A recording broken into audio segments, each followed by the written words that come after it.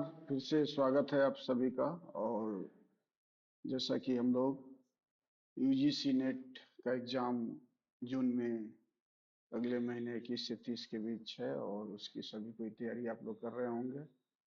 और हम लोग ये पेपर वन जो समान अभिरुचि, और उसमें हम लोग अभी तक 1 से 6 चैप्टर बता चुके हैं। और ये आज चैप्टर 7 यूनिट 5 गणितीय तर्क शक्ति अभिरुचि मैथमेटिकल रीजनिंग एंड एप्टीट्यूड के बारे में, जिसमें संख्या, श्रृंखला, अनुपात, बीजगणित, वेन आरेख आदि के बारे में हम लोग चर्चा कर रहे हैं। तो अब मालूम है मैथ बड़े इम्पोर्टेंट है और हम लोग मैथ की जो है रीजनिंग और एप्टीट्यूड से वाकिफ हैं।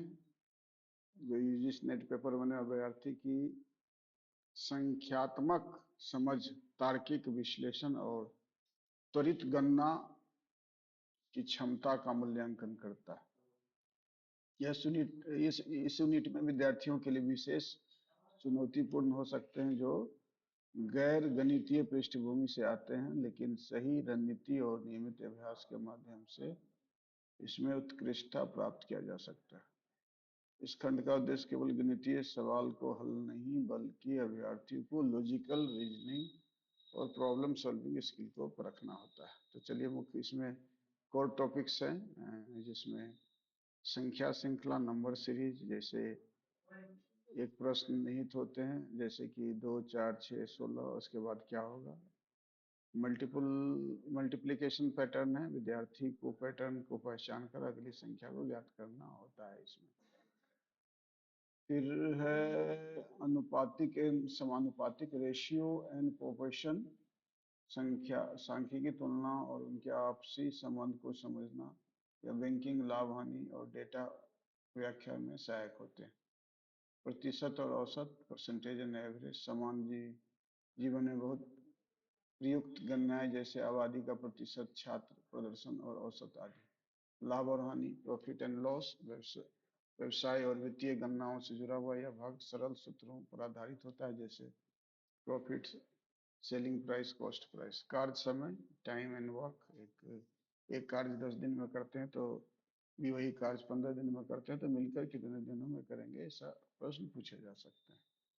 दूसरा है दूरी और समय, टाइम, स्पीड एंड डिस्टेंस, गति जानते हैं, दूरी बटा समय या मूलभूत संबंध को समझना आवश्यक है। और साधारण और चक्रवृद्धि ब्याज, सिंपल एंड कंपाउंड इंटरेस्ट, वित्तीय गणनाओं का भाग जहां प्रिंसिपल रेट और टाइम के आधार पर ब्याज निकाला जाता है। और नंबर सीरीज, तो हम लोग अब इसके बाद जो है इससे बीजगणितीय अलजेब्रा, जिसमें सरल समीकरण, गुना, सूत्र, वर्ग, घन से संबंधित पूछे जाते हैं। प्रोबेबिलिटी, प्रायिकता, संभाव संभाव्यता का मूल्यांकन, जैसे सिक्का उछालने पर हेड आने की संख्या 1/2। वेन आरेख, दिए गए समूह के बीच संबंधों का चित्र के माध्यम से समझना या तर्क और विश्लेषण दोनों मिलाकर पूछे जाते हैं। गणना कौशल और शॉर्टकट, यूजीसी नेट की परीक्षा के समय प्रबंधन एक महत्वपूर्ण पहलू है।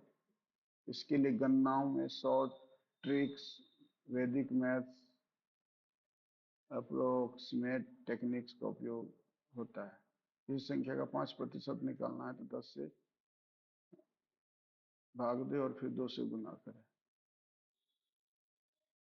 15% बराबर 10% प्लस 5% का जोड़। समस्या समाधान कौशल, ये problem solving skill mathematical aptitude के अंतर्गत पूछा गया।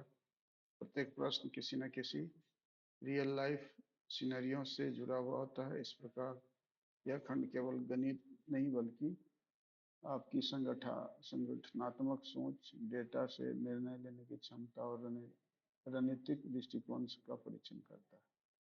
अभ्यास और रणनीति, प्रतिदिन कम से कम 10 प्रश्नों का अभ्यास करें। कठिन प्रश्नों के लिए स्टेप वाइज मेथड अपनाएं। पुराने वर्षों के लिए प्रश्न पत्र UIQ को हल करें।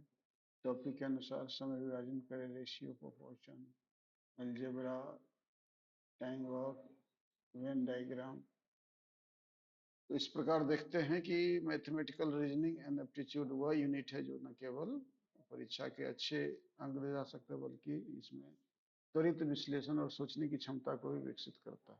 यह यूनिट स्कोरिंग यानी थोड़े से अभ्यास से प्रदान अर्जित किया जा सकते हैं।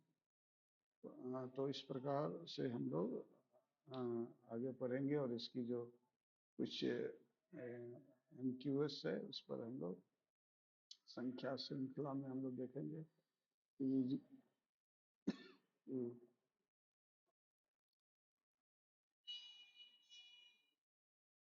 हाँ यहाँ देख सकते हैं जैसे कि 2, 4, 8, 16 के बाद क्या होगा।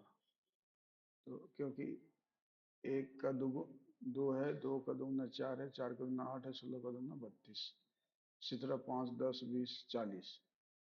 तो दो 10 सबका 40 दूनी 80 आएगा। 3, 6, 11, 27।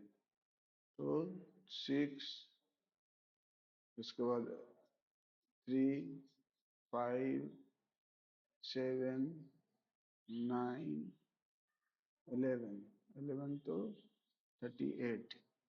इस तरह की चीजें जो है, इसी तरह अनुपात समानुपात में 3:5, 9:2 क्या हो सकता है। तो 9/x कर लेंगे, 3x बराबर 45, तो x बराबर 15, 4:x 12 है, तो x का मान क्या है। ये सब आसान है। एक वस्तु की कीमत 20% कमी आती है, उसकी नई कीमत 150 रुपया हो जाता है, उसका मूल्य जो 25% कमी आई, तो